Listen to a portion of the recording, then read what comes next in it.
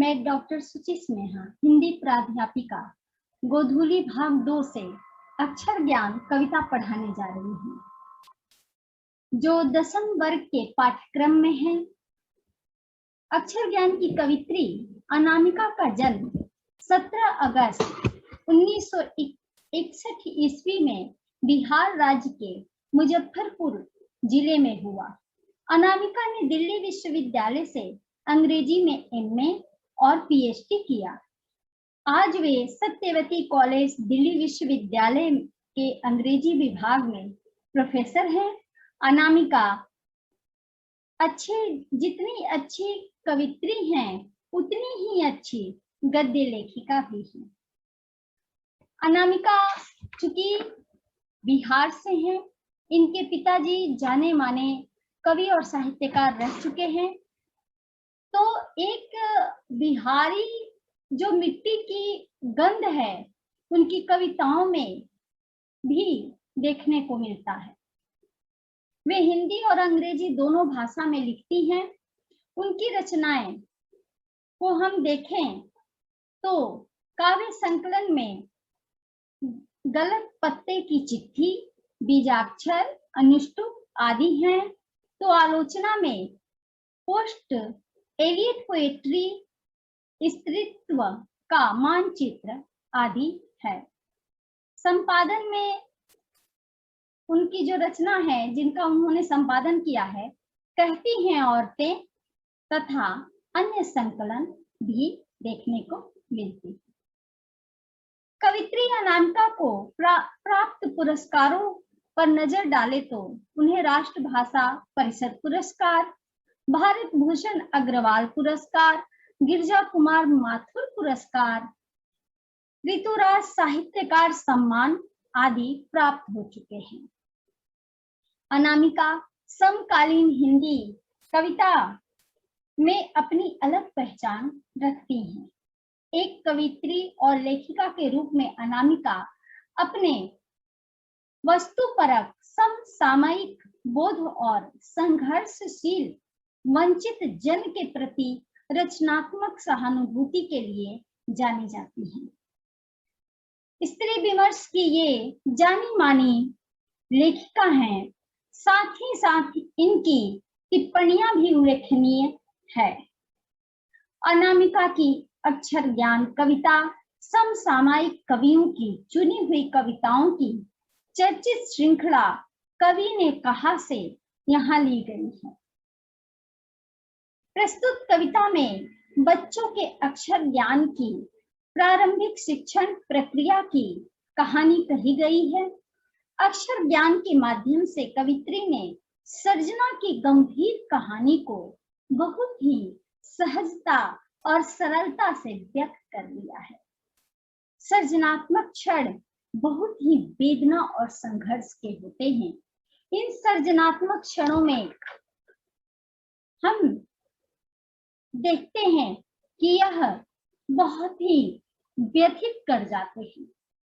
ये एक बड़े कलाकार के लिए ये क्षण महत्वपूर्ण जितने होते हैं, उतने ही अक्षर ज्ञान सीखने वाले बच्चों के लिए भी ये क्षण होते हैं।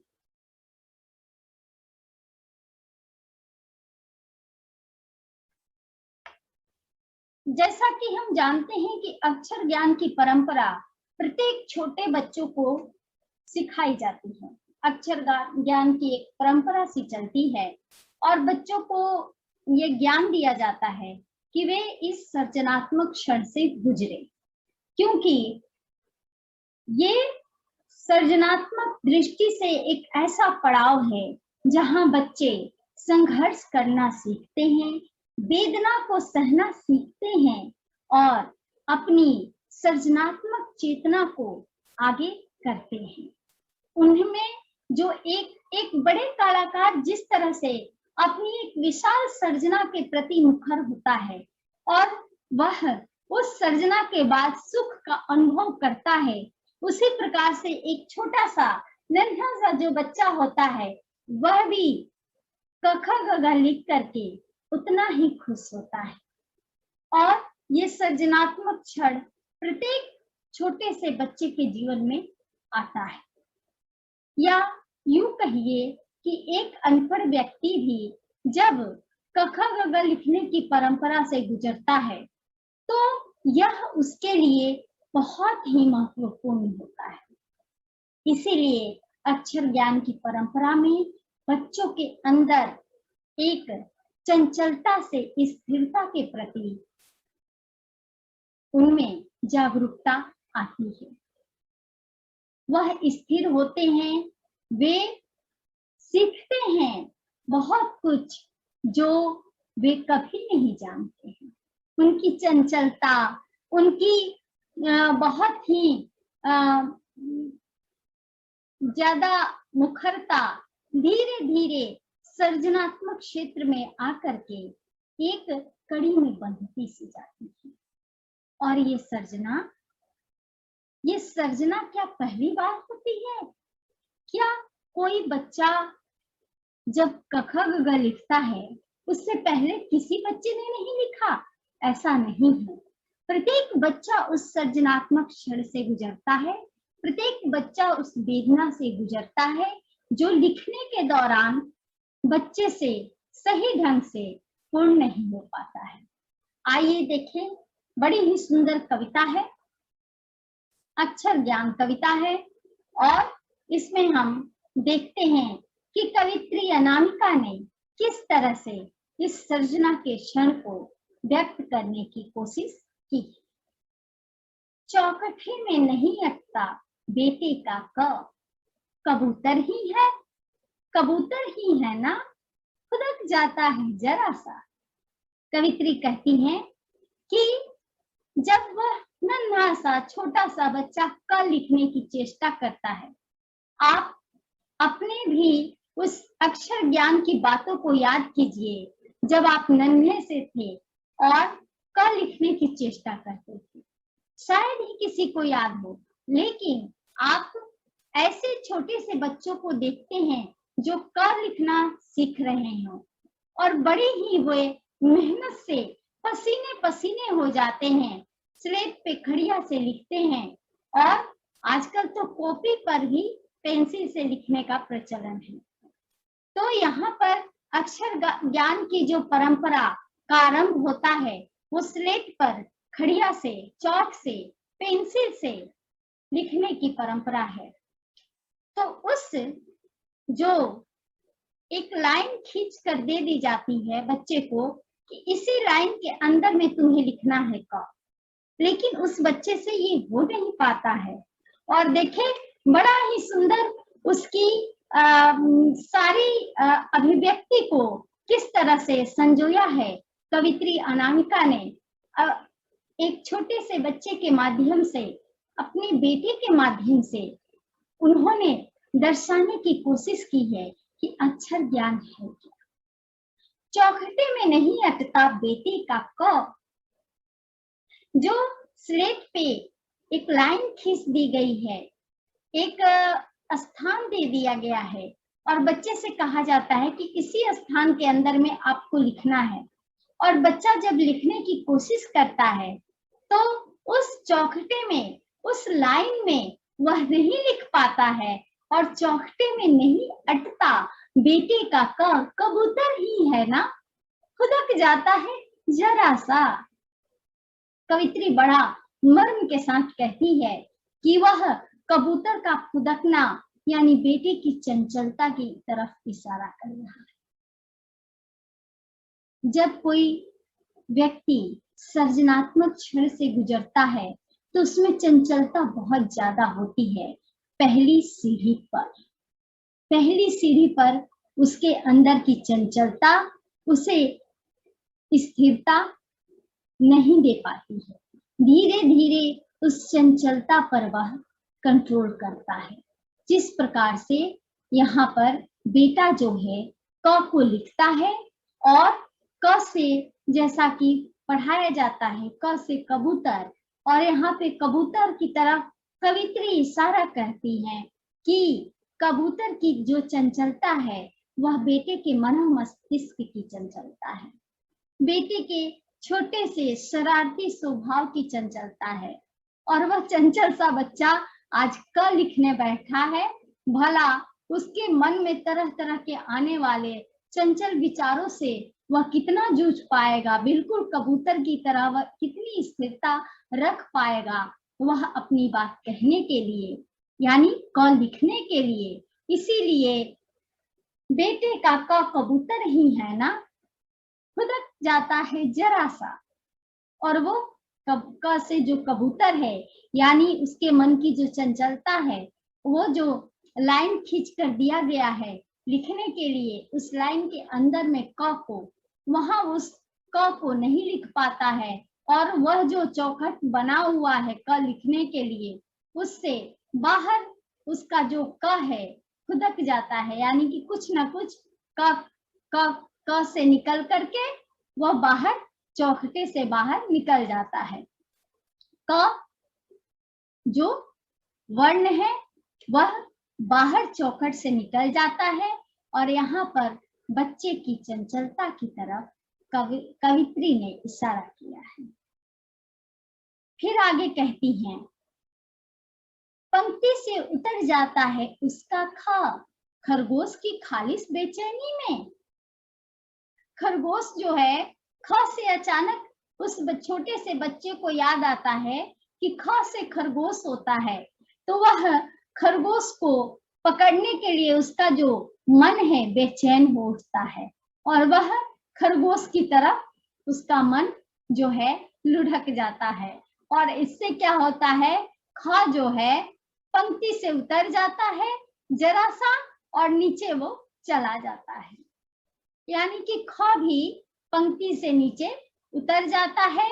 और क्योंकि उसके मन में खरगोश की जो खालिस बेचैनी है, खरगोश को पकड़ने की, खरगोश को देखने की, ख से खरगोश को छूने की जो उसके अंदर बेचैनी है, वह खरगोश की बेचैनी उसके अंदर आ जाती है। बिल्कुल खरगोश भी एक चंचल पशु है, और वह छोटा सा चंचल पशु है, और बिल्कुल उसकी चंचलता बच्चे की चंचलता से मिलती है। और बच्चा याद करता है अचानक ख से खरगोश, और उसका जो मन है बेचैन हो जाता है सीधे सीधे कि मैं अब खरगोश को पकड़ूं, मैं खरगोश को देखूं, मैं खरगोश को ले लूं। तो पंक्ति से उतर जाता है उसका ख, खरगोश की खालिस बेचैनी में। खरगोश को पकड़ने के लिए बेचैन मन उसका जो है ख को ढंग से नहीं लिख पाता, और पंक्ति से नीचे उतर जाता है, पंक्ति से जरा सा नीचे उसका ख लिखाता है। और इस प्रकार से वह ख लिख तो लेता है, लेकिन वहां भी जो है वह सही ढंग से नहीं लिख पाता है, और उसकी भी उसके मन में बेचैनी हो जाती है, क्योंकि ख से तो पूरा ध्यान उसका खरगोश पर रहता है कि मैं किस तरह खरगोश को पकड़ूं, कहाँ है खरगोश। और इस तरह से हम आगे बढ़ते हैं। यहाँ पर एक जो क से कबूतर की जो चंचलता है, ख से खरगोश के को पकड़ने की जो बेचैनी है बेटे के अंदर, वह यह दिखाने की चेष्टा की गई है कि बचपन जो है, यानी बच्चे की अंदर की जो चंचलता है, अभी उसकी सर्जनात्मक शक्ति से, उसकी सर्जनात्मक पहलू से कहीं ऊपर है। और ये एक बच्चे के अंदर ही चंचलता नहीं है, हर वो सर्जना करने वाला व्यक्तित्व के अंदर भी ये चंचलता पाई जाती है, ये खालिस बेचैनी होती है उस सर्जना के वक्त, जिस प्रकार से एक छोटे से बच्चे के अंदर है। तो बच्चे के व्यक्तित्व को दिखाने की यहाँ कोशिश की गई है, इसलिए ताकि सृजनात्मक करते हुए प्रत्येक व्यक्ति के अंदर की, यानी कि पहली बार कुछ लिखते, सीखते या कुछ भी करते समय पहली बार की जो बेचैनी होती है, जो चंचलता होती है, जो अस्थिरता होती है, वह यहाँ पर कवित्री ने अपनी इस कविता के माध्यम से व्यक्त किया है। आगे देखें कवित्री कविता में और क्या कहती है। गमले का टूटता हुआ उसका ग को कहती हैं कि गमले जिस प्रकार से ग से जो गमला होता है जिस प्रकार से टूट जाता है, और टूट करके गमले का जो स्ट्रक्चर है, जो ढांचा है, बिगड़ जाता है, उसकी मिट्टी बिखर जाती है, या फिर वो उसकी जो स्ट्रक्चर का जो पार्ट है इधर उधर बिखर जाता है। उसी प्रकार से बच्चे के अंदर में जो है क और ख लिखने के बाद इस तरह से बेचैनी आ जाती है कि ग भी उससे सही से नहीं लिखाता है, वह किसी प्रकार से टूटता फूटता ग को लिख लेता है और फिर आगे बढ़ता है। इसी प्रकार से प्रत्येक मनुष्य पहली बार जब कोई कार्य करता है तो उससे ये जरूरी नहीं है कि वह पूरी तरह से परफेक्ट ही है, पूरी तरह से उसके अंदर योग्यता इतनी आ जाए कि वह पूरी तरह से एकदम शुद्ध रूप से काम कर सके। ऐसा होता नहीं है। इसीलिए कवित्री ने यहाँ पर एक छोटे से बच्चे के माध्यम से उस चंचलता को, उस बेचैनी को और उस अपरिपक्वता को, उस अपूर्णता को भी व्यक्त किया है जो प्रत्येक मनुष्य के अंदर होता है। और उसी अपरिपक्वता से, अपूर्णता से और चंचलता और बेचैनी से होते हुए मनुष्य के एक शुद्ध ठोस व्यक्तित्व का निर्माण होता है। ये कविता बहुत ही महत्वपूर्ण है, इसलिए कि ये एक छोटे बच्चे की कहानी नहीं कहती, ये आपके बचपन की कहानी नहीं कहती। ये कहानी उस बात की कहती है कि जब आप कोई भी अपने जीवन का कार्य करें, आप जब भी सृजनात्मक बने, कुछ अपने ढंग से अपने व्यक्तित्व को उजागर करने की कोशिश करें, तो बिल्कुल इसी तरह क से कबूतर की तरह आपके मन में चंचलता होगी, ख से खरगोश की तरह आपके अंदर बेचैनी होगी और ग से गमले की तरह आप में अपरिपक्वता होगी जो टूटन फूटन से परिपूर्ण उस समय रहेगी। इसके साथ ही आगे देखें कविता में और कवित्री क्या कहती हैं। घड़े सा लुढ़कता हुआ उसका घ अंगा पर आकर थमक जाता है। बड़ी सुंदर कविता है। घ सा लुढ़कता हुआ उसका, घड़े सा लुढ़कता हुआ उसका घ। घड़े सा, जिस प्रकार से हम घड़े को कहीं रख दें तो पीछे का जो उसका चिकना भाग है लुढ़कने लगता है, जब तक कि हम उसे बढ़िया से समतल जगह पर ना रखें। यह घड़े का लुढ़कना बतलाता है कि कभी भी कोई भी व्यक्तित्व जो है, कोई भी इंसान जो है, जन्म से परिपूर्ण नहीं होता। उसके अंदर भी एक लुढ़कने की क्रिया चलती है। वह पूरी तरह से अपने मंजिल पर स्थिर नहीं रह पाता। इसीलिए कवित्री अनामिका की यह कविता जो है व्यक्तित्व निर्माण की कविता है।